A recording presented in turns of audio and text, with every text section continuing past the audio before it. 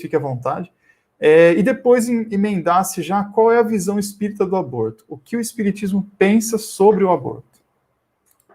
Tá bom, vamos lá. No artigo sobre abortos e abortos, que está na capa do jornal da editora Clarim esse mês, né? Eu falo sobre 4 mulheres que eu conheci, eu troquei o nome delas, é claro, tá? Eu preservei a identidade delas.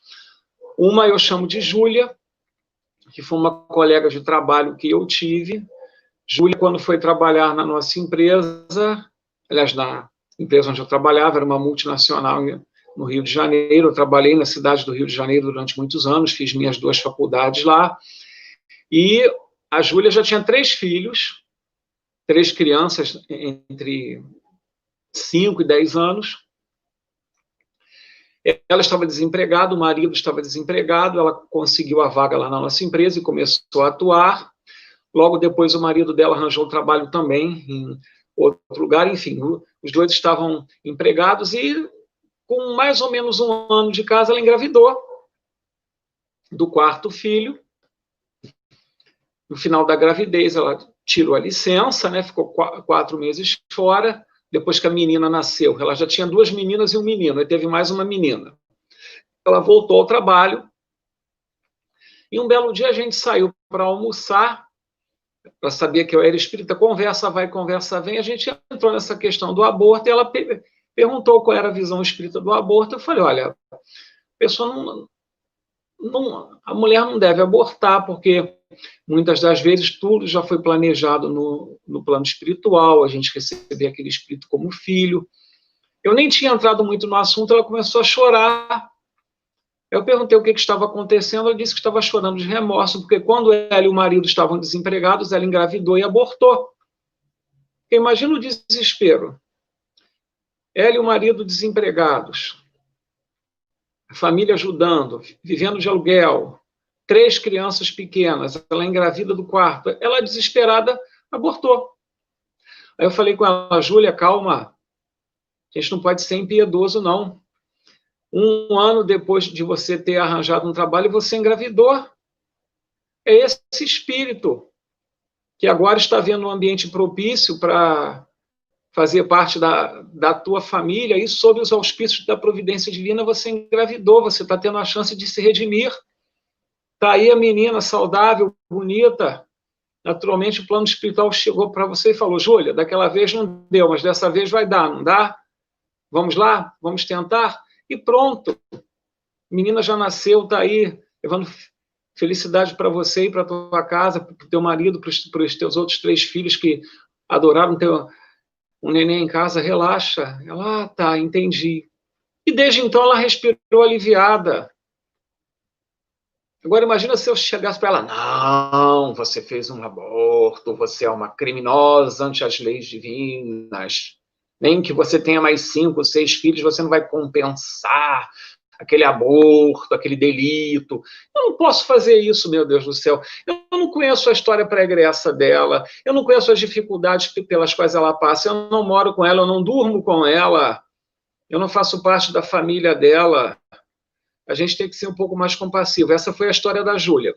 Tem a história da Clarice, que foi uma professora que eu tive, na época do antigo ginasial ainda, e ela contou que ela engravidou, 1º filho, ia ser o 1º neto também, tanto da parte da família dela como da parte da família do marido, todo mundo badalando ela, e a criança nasceu, viveu poucas horas e morreu, um menino, e deu uma frustração danada nela, aquele quartinho feito, aquele quartinho arrumado. Em determinado momento ela falou para si própria, pera lá, eu sou jovem, eu estou viva, estou. Eu tenho condição de engravidar novamente? Tenho. E bola para frente. Só que na gravidez seguinte ela teve rubéola. Aí a família começou, não, tem que abortar, porque a criança vai nascer defeituosa, tem que abortar. Ela e o marido bateram pé. Não, vamos seguir essa gravidez adiante. Nasceu uma menina, com um dedo faltando em uma das mãos. Eu cheguei a conviver com essa menina depois no ambiente profissional, eu nem atinei que era a filha da dona Clarice, que tinha me dado aula, e eu nunca notei que ela tinha um dedo faltando em uma das mãos. Então, num caso desse, dá uma chance à criança, né? Ela deu a chance, a criança está aí. Hoje em dia, uma mulher feita, casada, com um filho também, e está de bem, está de boa. Outro caso é de uma pessoa que eu não conhecia, quem eu chamo Valéria.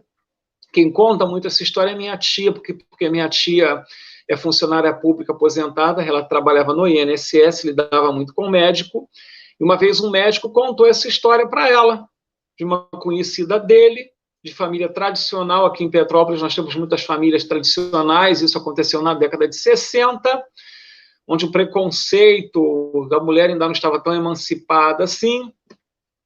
Ela estava casada de pouco tempo, o marido viajou, ficou 6 meses na Europa, trabalha, eu acho, e ela foi assaltada, estuprada e engravidou.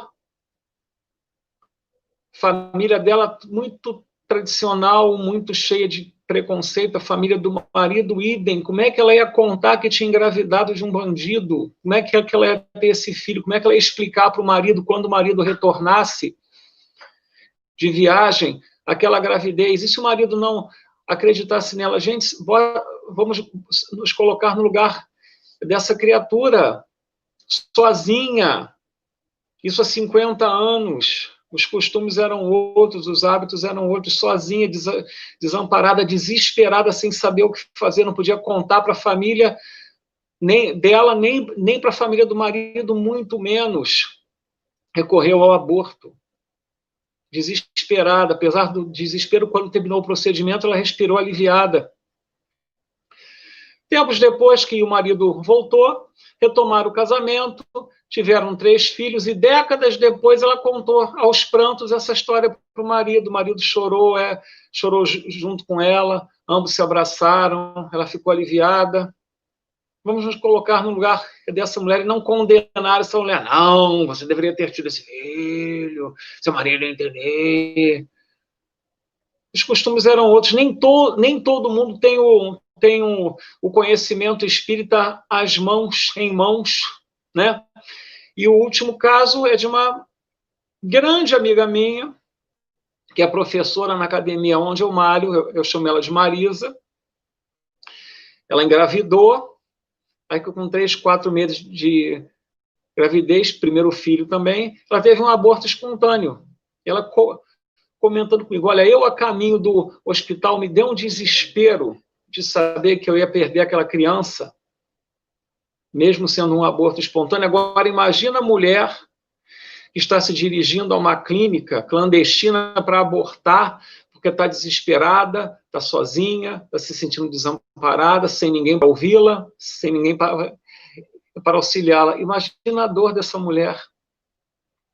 É isso que a gente tem que se colocar, a gente tem que se colocar no lugar dessa mulher. Fala-se muito sobre, não, aborto não, inclusive uma campanha recorrente da Federativa Nacional, né, diga sim à vida, aborto não. Mas ninguém fala da cultura machista, que resulta na cultura do estupro, na qual a gente está entranhado, isso está entranhado ainda nesse machismo exacerbado do povo brasileiro.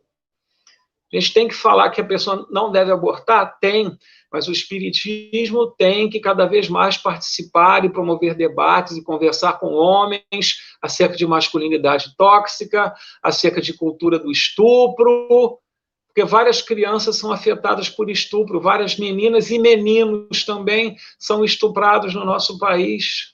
Herança de escravagismo, herança de colonialismo, de dominação. O espírita tem que botar essas cartas na mesa, tem que participar desses debates.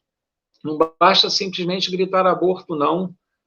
A gente tem que falar sobre a cultura do estupro, sobre a cultura machista que ainda infelicita muito o país como nação, como povo.